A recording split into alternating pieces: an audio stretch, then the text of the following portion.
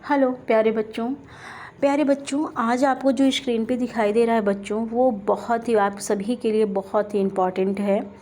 आप सभी जानते हो कि यूपी बोर्ड जो आपकी 10th क्लास की यूपी बोर्ड msp.com की जो आपकी वेबसाइट है, आपका सिलेबस यानी कि जो आप इस बार आपने बैच हो 2022-23 के आप में एग्ज़ाम को क्लियर करना है, तो जो आपका ये सिलेबस बोर्ड के ज़रिए बताया गया है बच्चों।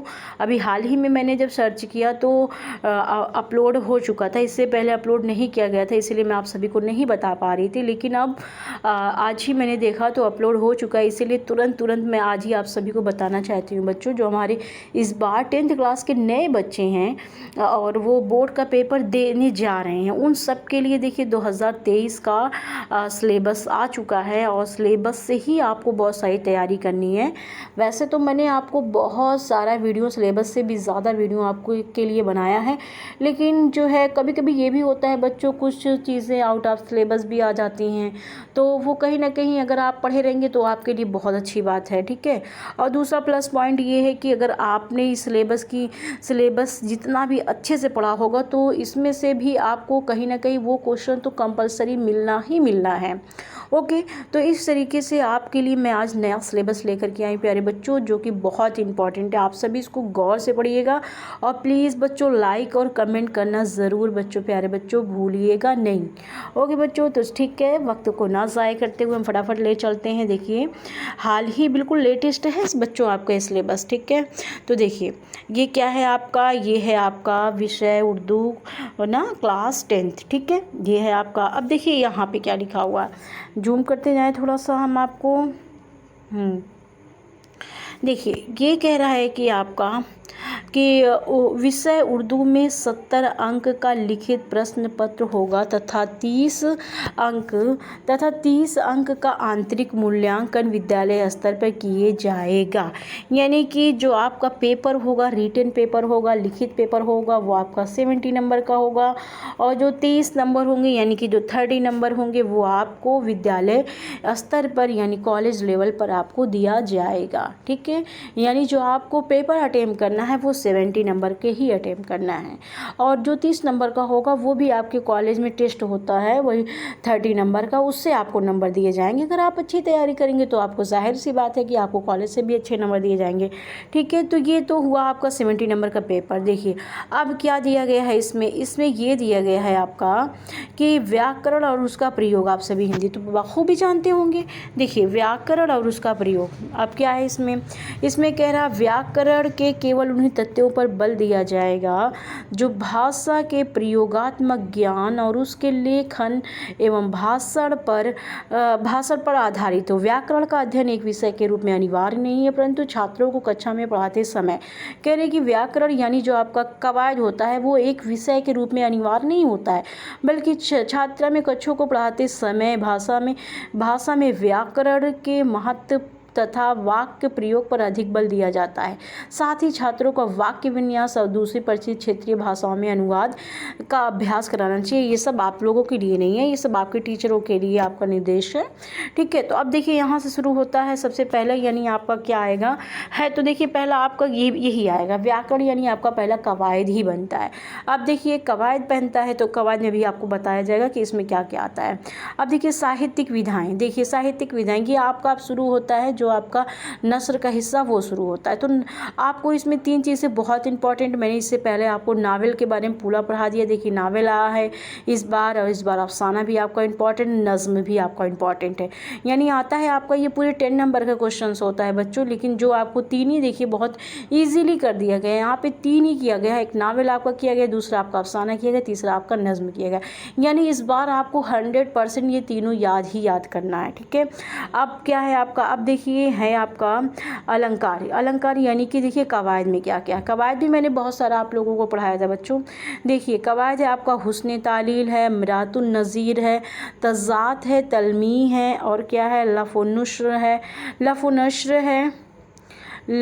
यहाँ देख रहे हैं, तजनीश यहाँ पे दे रहे हैं, तशबीह देख रहे हैं आप, ओके, तस्बीह देख रहे हैं और क्या आप देख रहे हैं, और तस्बीह वो इस्तिआरा है, यहाँ पे लास्ट में आपका इस्तिआरा है, वो सॉरी लास्ट में आपका इस्तिआरा है, ठीक है। यानी कि कवायद में आपको पढ़ना हुस्न तालील, यहाँ आप देख रहे हो, यहाँ पे मिरातुन नज़ीर सेकंड, थर्ड है ताज़ाद, फोर्थ है तलमी, 5 है लफ्ज़ नश्र, तजनीस है, तशबीह वो इस्तिआरा। इतने कवायद आपको पढ़ने ही पढ़ने हैं।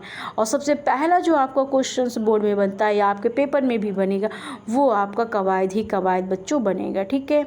अब हम आते हैं चौथे पे, ठीक है।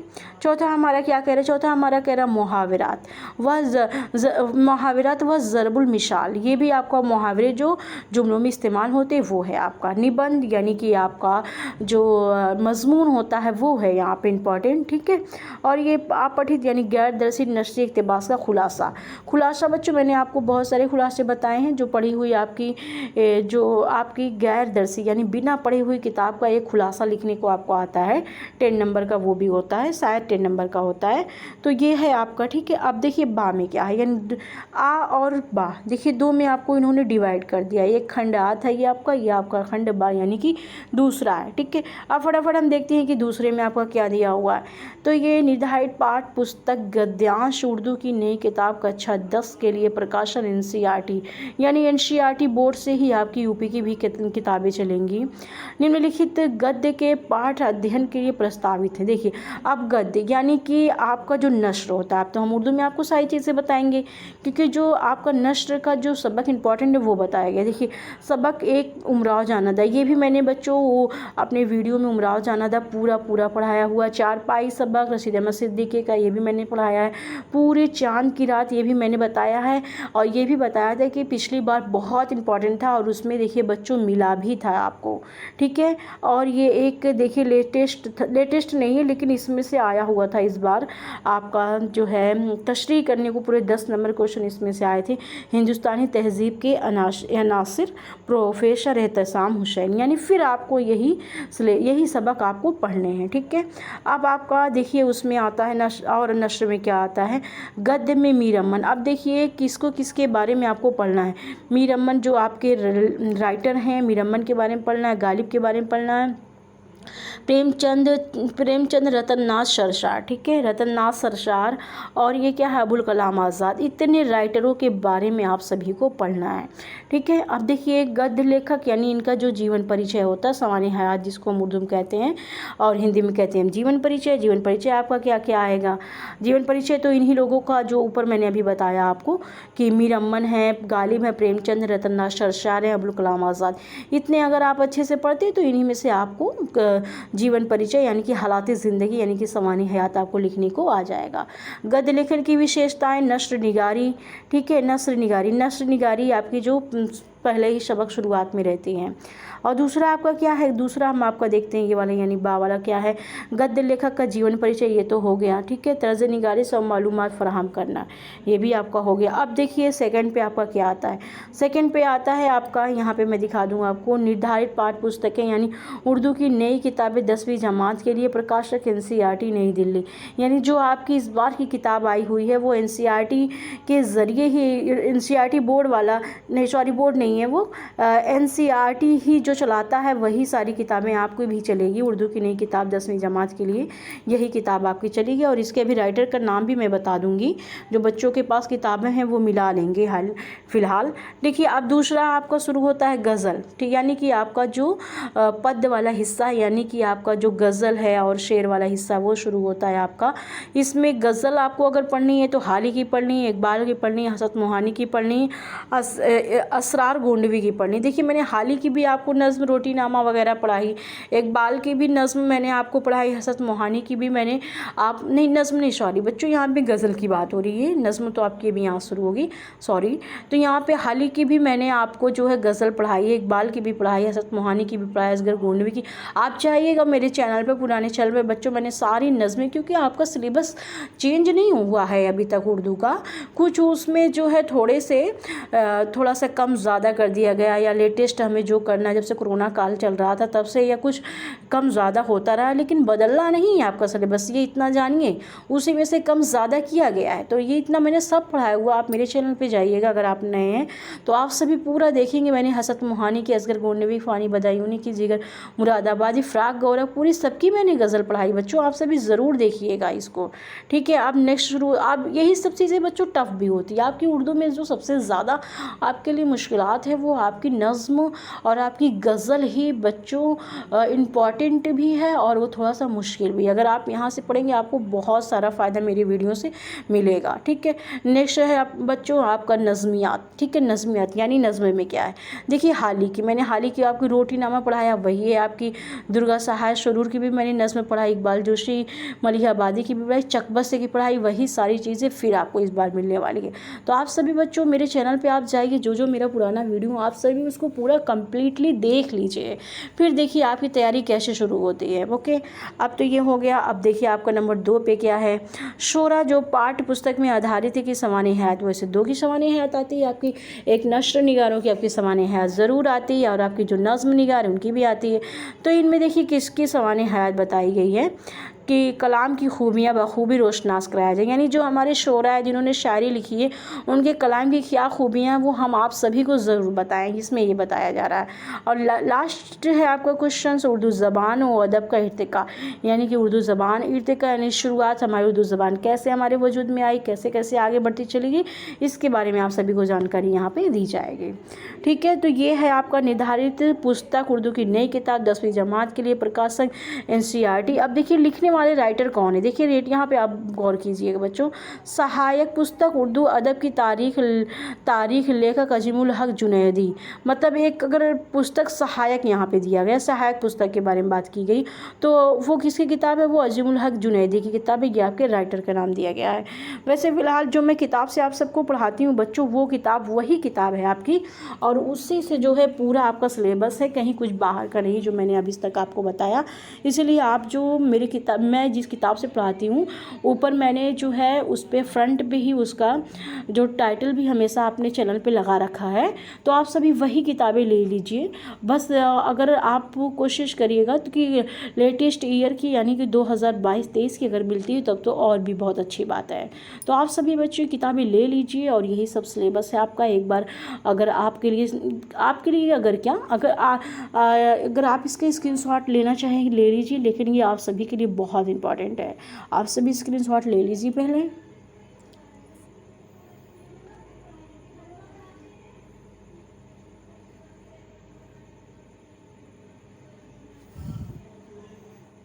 ओके, इसका भी ले लीजिए।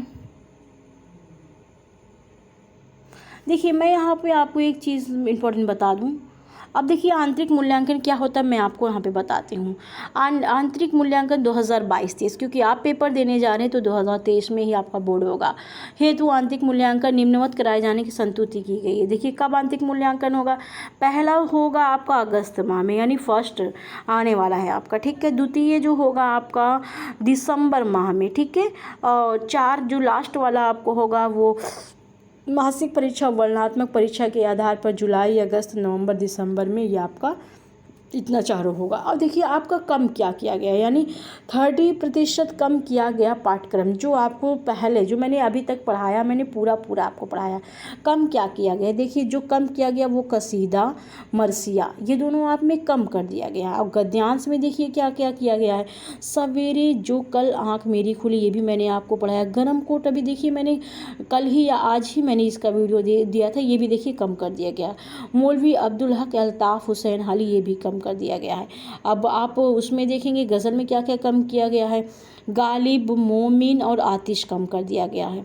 और नज़मियात में नज़ीर अकबर आबादी की अख्तरुल ईमान की नज़्म कम कर दी गई। कसीदा में मिर्ज़ा मोहम्मद रफ़ी सौदा का कम कर दिया गया। यानी ये सब जो आप सिलेबस यहाँ जो सब आपको दिख रहा है बच्चों आप ले लीजिए इसका, ये आपका इस बार नहीं आएगा, ठीक है। इतना जो है ओके। ओके प्यारे बच्चों, तो चलते हैं फिर आपको हम आपका सिलेबस दिखाते हैं। सिलेबस आपका बिल्कुल बच्चों लेटेस्ट है। मैंने आज ही अभी अभी UPMSP जो आपकी वेबसाइट होती है बोर्ड की, उसी वेबसाइट से ही आप सभी का भी लिया हुआ है। तो आप सभी सबसे पहले इसको ले लीजिए स्क्रीनशॉट, आप इसी से तैयारी करना शुरू कर दीजिए।